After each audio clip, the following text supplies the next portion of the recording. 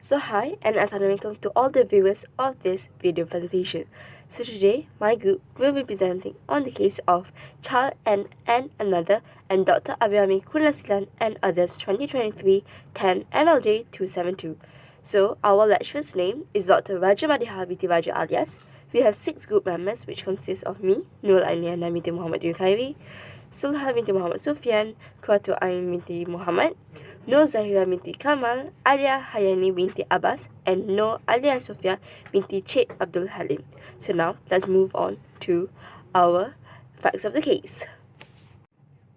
So hi, I will be presenting on the facts of the case of Child N Anor and Dr. Abirami Kunaseelan and others 2023. So this case is a case of medical negligence. Firstly, in this case, we can see that the first plaintiff, the child, has suffered severe brain damage at birth due to a delayed emergency cesarean section despite the signs of bradycardia. So as a result of this action, the first plaintiff had to suffer from spastic quadriplegic cerebral palsy, or also known as CP, and delays in her development. So, moving on to the second plaintiff, the child's mother, had experienced a major depressive disorder that had worsened over time, thus requiring medication and therapy. With the defendants admitting liability prior to this case will be focusing on the damages that both the plaintiffs can claim. And now, moving on to the issues of the case. So, in my part, I'll be talking about the issues that can be found in this case. So, for the first issue, whether the defendant owed a duty of care towards the plaintiff. Second issue is whether the defendant's delay in performing the emergency cesarean section breached the duty of care owed to the plaintiff. For the third issue, whether the defendant's actions or omissions deviate from the accepted standard of care expected of a reasonable medical practitioner in similar circumstances.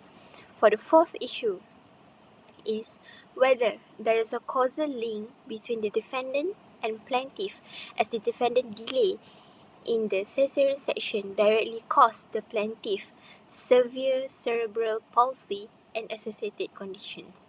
For the fifth issue is whether the plaintiff is entitled to compensation for the injuries and losses suffered due to the defendant's negligence. That's all from me. Thank you. Contentions by the plaintiff. Firstly, for travel expenses, the plaintiffs had pleaded a sum of 13,632 ringgit but were prepared to accept a reduction to 6,000 ringgit. The plaintiff's counsel stated that the first plaintiff had medical appointments no less than 20 times yearly, where the distance between the plaintiff's house and the hospital was far. Next, the plaintiff also claimed special equipment, including the air conditioner and the water filter, which amount to 2,300 ringgit. The plaintiff's counsel stated that the family does not have the right equipment at home, since the plaintiff was required to have the special equipment. The plaintiffs also sought 4,430 ringgit for the cost of nutrition, special food, vitamins, and other supplements. The first plaintiff needed special formula milk, which the plaintiffs claimed is 100 ringgit daily. The plaintiffs claimed the sum of 10,000 ringgit for pre-action discovery because of negligence on the part of the defendant. The plaintiffs claimed 500,000 ringgit for pain and suffering endured by the first plaintiff and loss of life amenities. Next, the plaintiffs claim general damages of 114,000 ringgit for the second plaintiff because she would not be entitled to a pension nor avail herself of the medical facilities for civil servants, since she is the backbone of the family. 350,000 ringgit was claimed as aggravated damages by the plaintiffs. The plaintiffs claimed 599,056 ringgit for medicine and supplements. The plaintiffs also claim ambulance costs, the purchase of the multi-purpose vehicle that can accommodate the hydraulic wheelchair lift that can be used to carry the first plaintiff to the hospital if need be.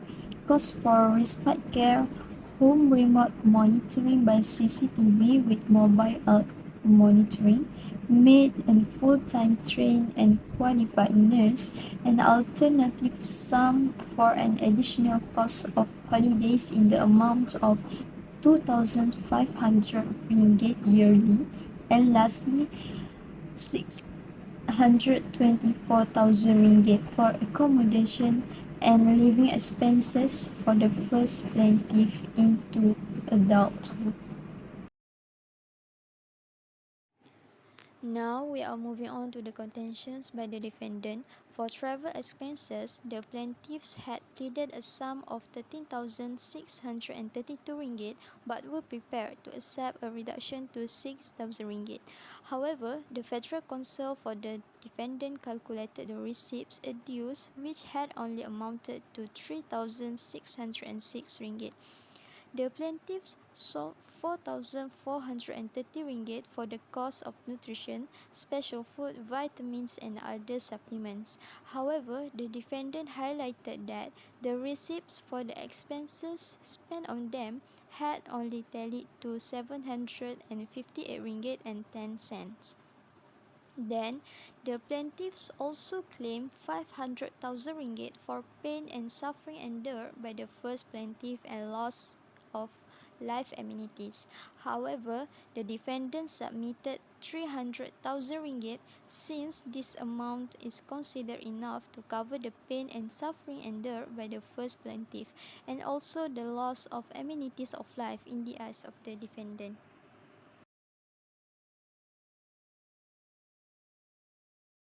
The defendant also stated that some treatment like the rehabilitative physician, pediatric neurologist, pediatric orthopedic surgeon, and etc.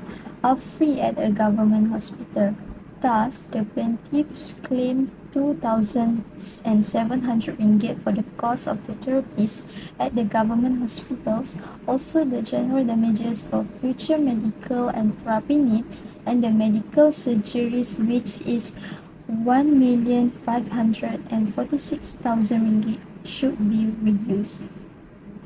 Objection also made by the defendant was to the cost of the pneumococcal vaccine, which is readily available for free at government hospitals or clinics.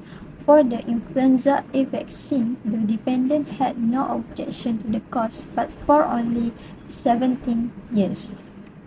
The plaintiff claimed for ambulance costs twice yearly, while the defendant stated that with the very frequent therapies, consultations, and home visits the first plaintiff will have, it is unnecessary to provide for ambulance costs twice yearly since the risks of emergencies were reduced. So moving on to the judgment by the court had issued that the damages awarded for this negligence case were final and not subject to future review. The plaintiffs were entitled to compensatory damages for the defendant's negligence, which is not to be reduced by the availability of free medical care. The purpose of the damages was to compensate for the loss or suffering, focusing on the necessity of their needs and not just on the monetary expenses. Firstly, special damages totaling 209,172 ringgit were awarded along with 500,000 ringgit to the first plaintiff and 114,000 ringgit to the second plaintiff for general damages. Both received aggregated damages of 350,000 ringgit. Future general damages of 6,954,156 ringgit were awarded to the first plaintiff for 40 years, justified by the average yearly care expenses. Costs totaling 150,000 ringgit and 50,000 ringgit were awarded to the first and second plaintiffs, respectively, along with out-of-pocket expenses of 15,177 ringgit 25 cents.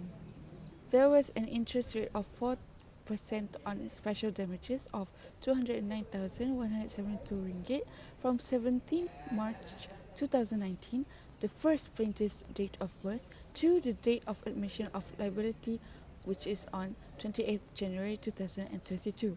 In addition, a 5% interest rate on general damages and aggravated damages totaling 664,000 ringgit were granted from 23 November 2020 to the date of admission of liability.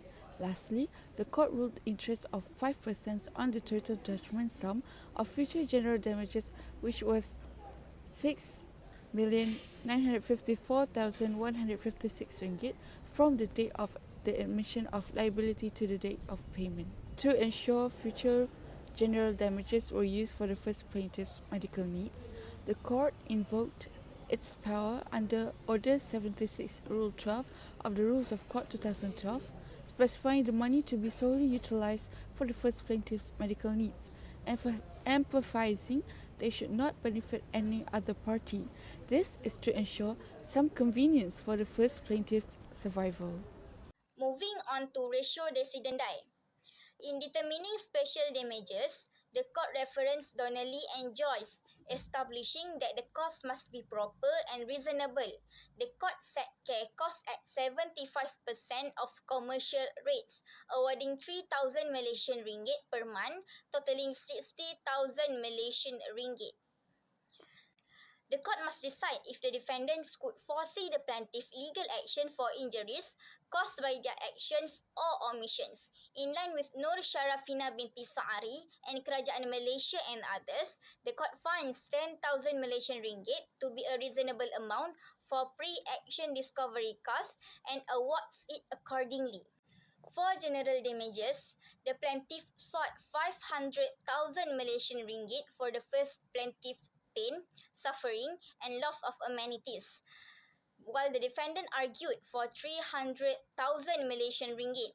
Based on the Court of Appeal, President in Henry Siang Len and University Kebangsaan Malaysia and others, this court finds 500,000 Malaysian ringgit to be just.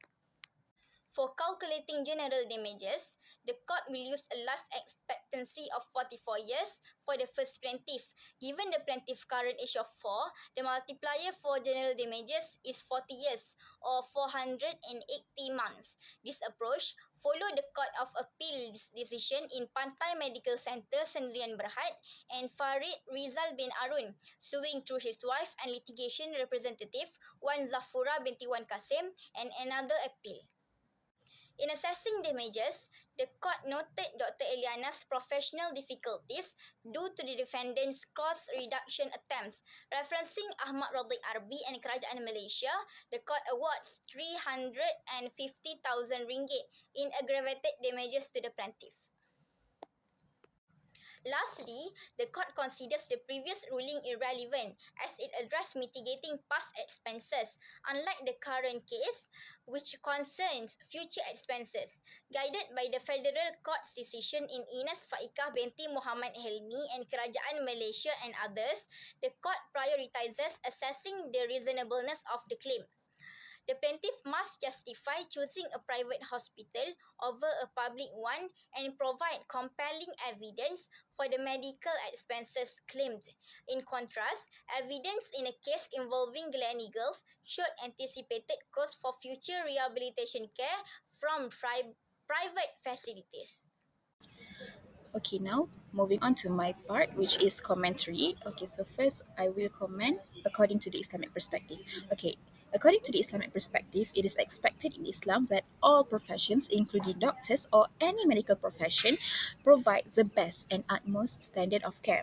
There is a general rule that medical professionals who provide care must meet the standards of reasonably competent men of his age. As stated by Imam Shafi'i, a doctor is liable to pay compensation if he is negligent. The judgment in this case embodies several principles that resonate deeply with Islamic jurisprudence. It is particularly those concerning justice, restitution, ethical financial practices, and the care for the vulnerable. Okay, so my next comment is the court awards the future general damages to the first plaintiff with almost 7 million ringgit.